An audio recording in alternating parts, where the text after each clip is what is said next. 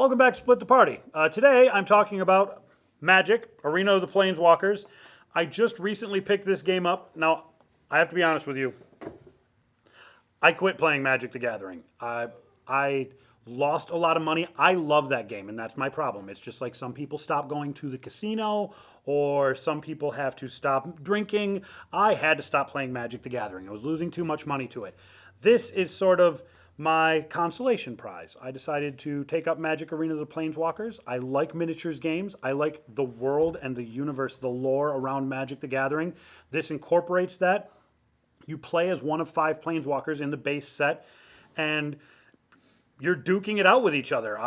In the initial set, each unit. So if you're playing if you're playing as Chandra, then you've got 2 different units here, and you have cards for each of them. So I have the Blazing Fire Cats and the Firewing Phoenixes. You summon them, send them in to duke it out, and there are different based on depending on what type of game you're playing. Maybe it's capture the flag. Maybe it is just all-out warfare and last man standing wins. So if you're familiar with tactical war games, tactical miniatures games, Warhammer, War Machine being the 2 big names in the industry, this is Magic's foray. They're sort of tiptoeing into that. Now the game is made by Hasbro. It's not made by Wizards of the Coast, so there's a little bit of concern as to what the release schedule is going to be like for the expansions. Some people would like to see it be like Magic, where I want you to expand so frequently that I can't take bathroom breaks in between, and other people would like it to be expanded at maybe a more moderate pace.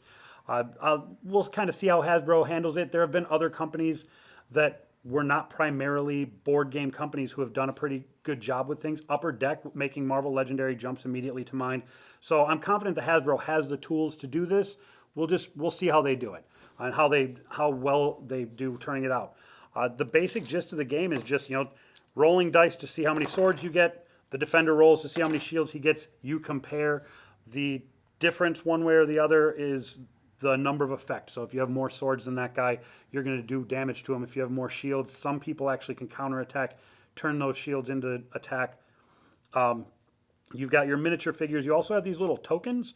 Each one of these stays on a place on the board, and as long as you have a figure occupying that space, you give your entire army a bonus.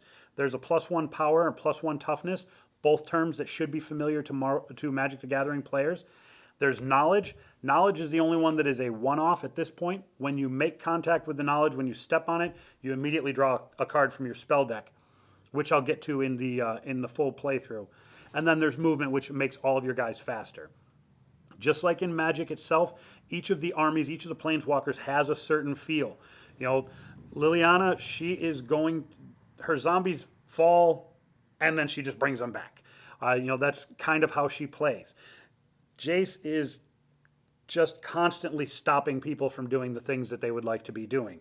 Chandra is burning down the world, and then over here you have Nissa, and Nissa is sending out a duo of elves and big stompy creatures, which again, if you've played Magic the Gathering, sounds familiar. Now there's also white. I have to admit, I can't remember the name of the white planeswalker, and it's sitting way over there. I will go over a lot of this more in depth in the review. What I do want to say about this game is it is fun.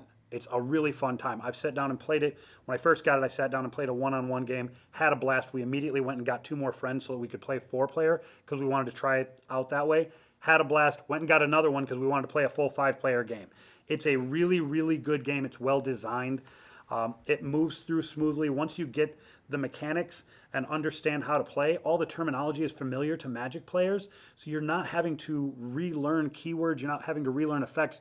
You do have to apply a little bit of, okay, this is how it works in a miniatures game as opposed to a card game, but the terms are all familiar. The cards are even designed to look very familiar. It's a well-designed game. I think Hasbro did a really good job with this. I'm looking forward to playing more. I'm looking forward to picking up some expansions. I hear the next expansion is going to have their first dual-color planeswalker, so that'll be a lot of fun. If I had to have one little complaint about it, it's that in the base set, you can't build your own army. There are exactly enough figures in each of the 5 colors for you to have the base size army for that. So there's no interchangeability, and there's no modifying your armies in the base set. Obviously, as expansions come out, that'll go away, and I know that that's not going to be a problem. But I'm already ready to be getting in a little deeper.